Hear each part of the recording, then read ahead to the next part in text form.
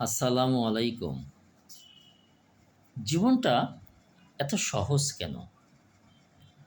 আমাদের কি মনে আছে যমুনা গ্রুপের মালিকের কথা?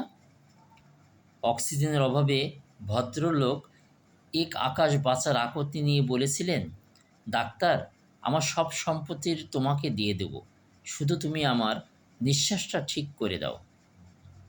হাজার কোটি সম্পত্তির বিনিময়েও সেদিন ডাক্তার তার শেষ নিঃশ্বাস ঠিক করতে পারে নাই। ভদ্রলোক ওই দিনই মারা গিয়েছিলেন। এই যে গতদিন ক্রিকেটার তামিম ইকবালের কথাই ভাবুন। তার যে পরিমাণ টাকা পয়সা আছে, সে লন্ডনের সবচেয়ে ব্যয়বহুল হাসপাতালে গিয়েও চিকিৎসা করানো তার কাছে দুধ ভাত। নিয়তির কি খেলা দেখুন।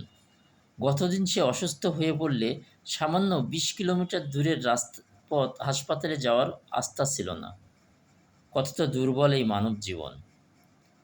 ২০ টাকার বেলুনের চেয়েও হালকা, শিমুল তোলার চেয়েও নরম, দম ফোলারেই ঠোস।